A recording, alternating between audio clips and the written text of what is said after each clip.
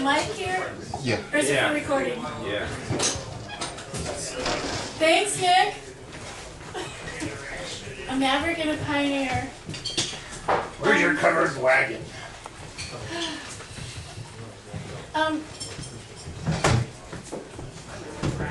You're too big to sneak around.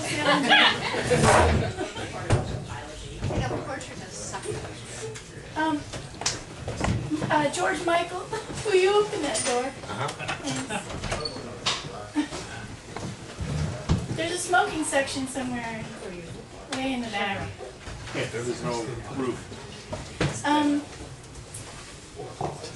It's great to be back in my old stomping ground here. And I'm actually nervous. I can't believe it. But thanks, Steve, for asking. And I'm thrilled to read with Phil Metris, who has a fabulous new book out. I do not have a fabulous new book out, but this is going to be the fabulous new book. So, hopefully. I'm going to read 8 poems, easy and out, okay? So if you get bored, you can start counting 3 down. I stole this idea for the first one from Denise Duhamel, who's kind of a famous poet. She's a famous poet. And can you hear, Andy? And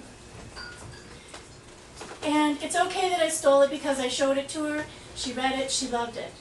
So, and it's based on Barbie. You know, the doll. I know you're all really young. There's a lot of really young people here. It's based on Barbie from her book called Kinky, in which she writes poems from the point of view of Barbie, the doll. This is Barbie's virtual world. Barbie can't decide what her avatar should wear. It took her forever to tap out the letters on the keyboard with her petite foot, and now she's tired from playing this adult game. You can be anyone you want in the second life. You can have a sex change, boomed the voice from the tiny computer speakers.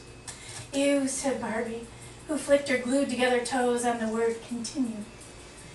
You can have any name you want. Now this interested Barbie because once she looked up her name in a baby book and it said Barbara, the stranger. She wanted to be likable, approachable in the second life, so she chose Sweet Pie. She automatically went to type in Mattel, her true last name, but they wouldn't allow it. So it was a choice between Maidstone, Maine, and Moorhen. She didn't think she could improve on her beauty, like the rest of the residents in Second Life, and her clothes were better anyway, so she disguised herself as a furry female. A white walking bunny with an enormous tail and perky ears.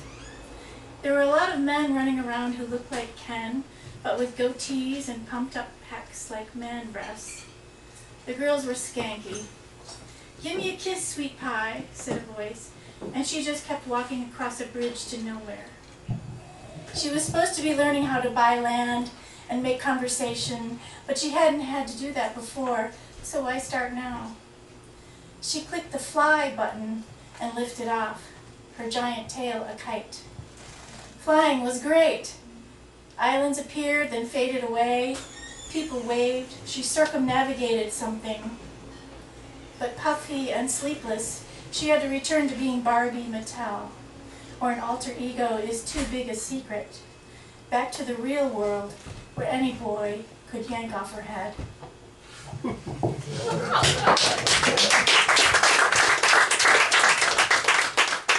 guys, that was the only one with jokes in it. And no one laughed, so... We laughed inwardly. Inwardly laughing. Hagen, I thought you laughed. It was a canned laugh. I don't want to miss the next line. I didn't want to be the only person to laugh, so I stifled it. Oh, okay. And also, I changed bridge to somewhere to bridge to nowhere. I thought the whole Oh my thing was God, about okay. kangaroo. All right, I know, the poet's not really supposed to talk about it. All right, no, this is the serious poem. You guys blew it, you can't laugh now. There's a phrase in here called "Little Rivers Going Nowhere," and it's a quote from Francis Bach, who wrote "Escape from Slavery, the True Story of My 10 Years in Captivity and My Journey to Freedom in America." And it's by a Sudanese lost boy. And this poem is based on several readings of first-person accounts of the Sudanese lost boys. In the middle of the middle. 1. Leaf, no water, sky. Do not look down when you have no home. You will not see your feet taking you. The earth slow rolls beneath. No one will say you left on your own. No one will say you left your mother in a heap, or your father parted in two.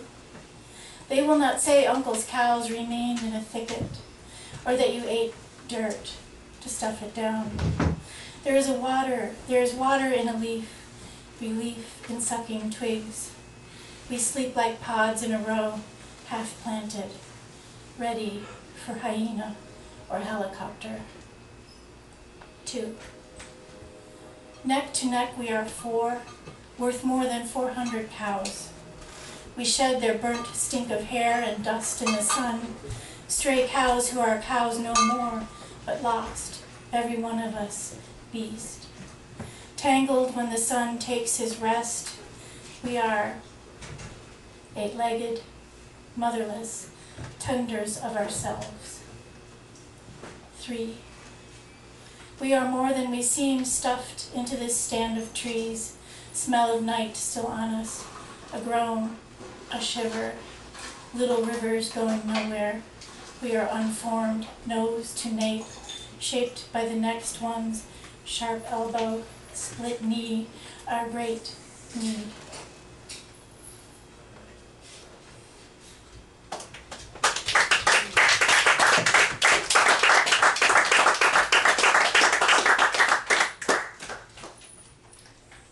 It's really hot back here. No, it's it makes noise. It makes noise. It makes a lot of noise. It's okay. I've been hot back here before. Yeah, we know. You're hot.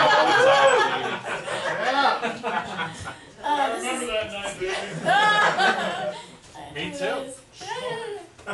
Now it's on video. It is a video. All-purpose apology to everyone and various creatures. Everyone remember? No, you guys are too young. The restaurant called Miracles, which is. I remember. Dude. We're not that young. Okay. Read it, maybe. All right. Bless Me Holy Bubble, I Did Not Do Right, by the Orange Girl, found in the snow before a restaurant called Miracles. Why do we dislike those who hound us the most? At least 42 ants fired on a sidewalk, a brown widow impaled on a stick, a father and all the long-bodied barkers on a certain July day in the year. Take your pick. I made you disappear, letter N, wiped clear from the keyboard, with just a stick of M left, so that I'll go sometimes for mouth instead of noun. Sweet grape juice at the altar just doesn't do it, but who said I ate the apple anyway, and if absolved, then what of the mosquitoes wanting their share? Regret is but a pinky ring alongside the pearls of sorry, sorry, sorry, or the jewels that tattoo when pressed to flesh.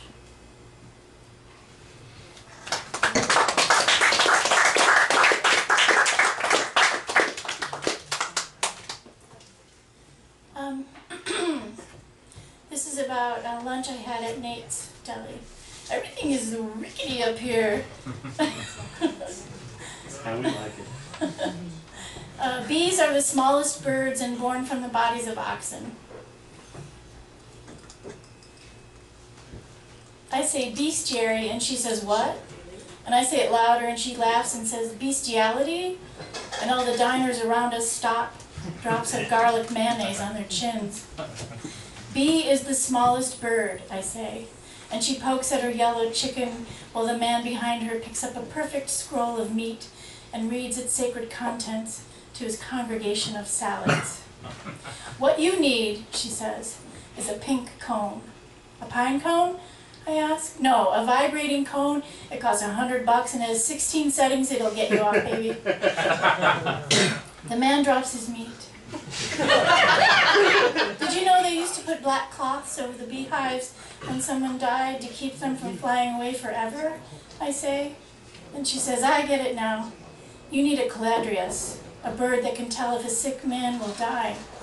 And I shove the yogurt away, and the split lemon spins in the water glass, and I say, "What I need is a kingfisher, a bird that calms sea storms," as she plucks a pink turnip, pops it in her mouth, and says, "You need to be stung good," as she stirs her fool madamas. And I say, "I'm done with midnight singing." And she throws up her hands, catches them, and yells, "Jackie, we need more."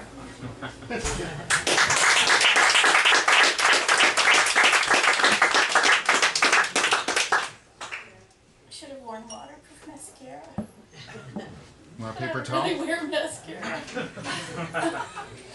You're a maverick. What? You're a Paper maverick. towel? Paper towel? Don't think so. Maybe later.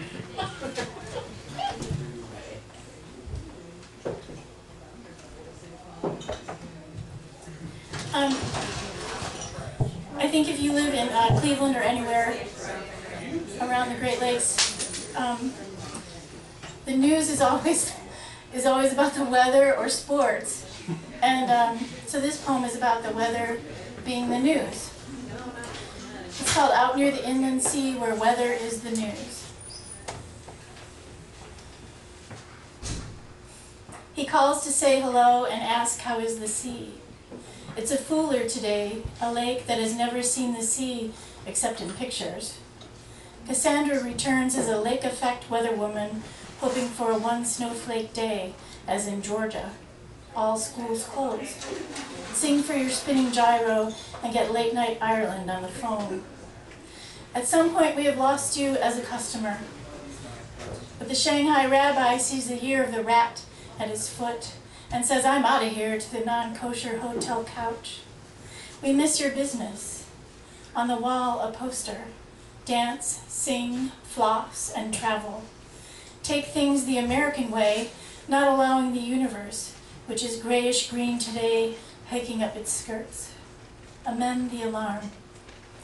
The breakwall is doing its job breaking the water, says the nagging weatherwoman wearing a wig the color of kelp.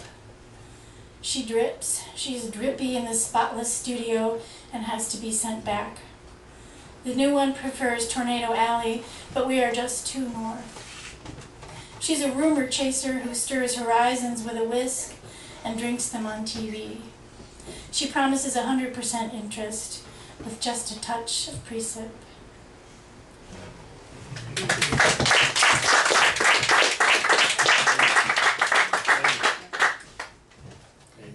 Yeah. Water? Oh, that looks like a better water than Yeah, it's got ice in it. Thanks. Can I hold it? You can do it. Saint Barbara is a real saint. Any Catholics in here? Yeah! In a very Jewish sort of way, Yes, yes. I do own an SUV. Saint Barbara is a real saint, but she's not that well known. And she's the saint of men who, men or anyone who deals with explosives. And the thinking was, when Saint Barbara was designated the saint of people who deal with explosives, is that when people were first using explosives, they would explode in people's faces. So they needed a saint to help them explode things but also not get hurt. So they got Saint Barbara to do this. And the reason is that her evil pagan father was struck down by a bolt of lightning. So that has a lot to do with explosives. So they got Saint Barbara.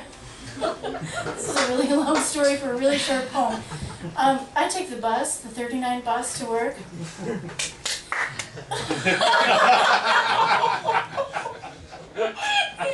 It's a Cleveland thing.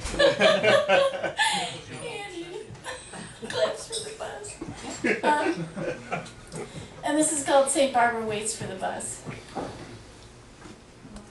Did you think I would return with all my arms and legs? Check Kiev or Dubrovnik. Ask my bomb technicians who honor the stump. They want me in the charnel house, wearing Chanel. But all I did was defy my father and call the lightning down. I was charmed by the one-man idea. He was not yet blonde or blue-eyed, but I knew, like me, he loved the sound of rain in the highest branches. So a dog hauled my leg there, and you vitrine it. I am sending a retriever to get it. Look for feathers in a dusty suit. I am late for work. The bus kneels. I hate this reverence.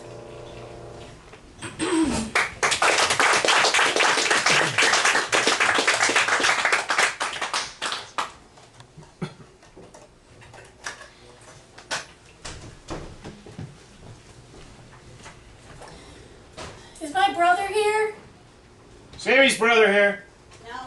Oh, this was for him. This is a bad. You can watch it.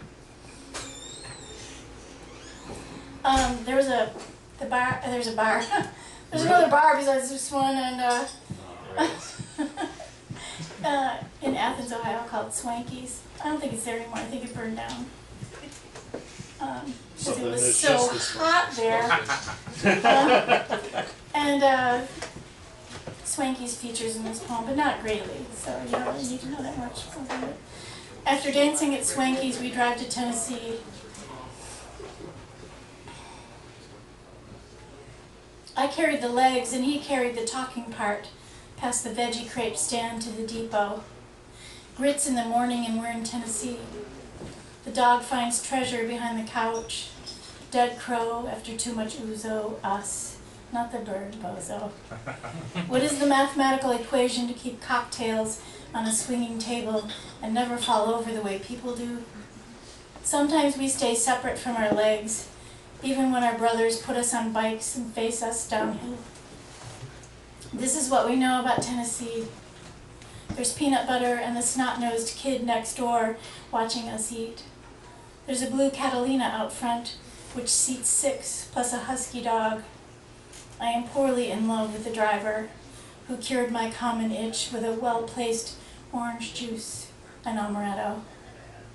He knows how to take people apart and screw them together again. But sometimes he puts the legs on facing back, so you're walking yesterday, talking the wrong way. Sometimes he's married and has a house in Tennessee, a long way from where this all started.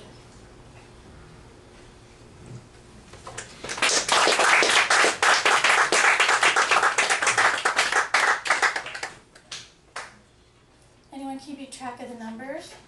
I was going to ask about that. Didn't we just start? The title of this is the name of a bird called the red knot.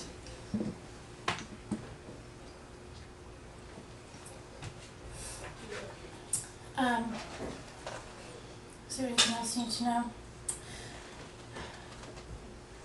No, except we had a mouse in our house this past winter, and Ben named him Kevin. And I don't know what happened to Kevin, but he features in the poem as well. Red knots. They envy us, the gods, who want to die sometimes, while we staple ourselves to the sky, pointing at the homes we gave up by leaving or not arriving. Peyote rattle, pear-shaped lute, migration. One walked right out of her horseshoe crab shell, leaving blood so blue you can see it from space. The old gray poet approves the mass of eggs she leaves for the red knots, who fly 4 days and nights to eat them. This is what we call the New American Bible. Bittersweet, wine saps, Lhasa Apsos. Let's skip the list though, we get the picture. Leave lead slugs in type trays and wait for better technology, like the hoe for killing snakes. Don't name them, one of them warns, it's so hard then to kill them, thinking, oh Kevin, instead of poor mouse. Have a hearts, just take them outside, where the freezing keeps standing up like waves at a stadium, then sitting down a quarter-inch right until the city is cocked like a trigger. Whoa. It's not a never-ending crime scene, says the astronaut in the space station, mooning about the Earth. I believe, he says, in optimism. I believe he means the sky always lies. Thanks.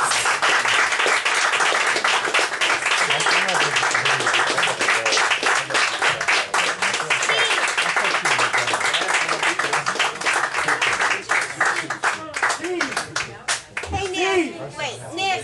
Yes. Turn on that fan. It makes no noise. I'll see you in November. Yep. Oh, yeah.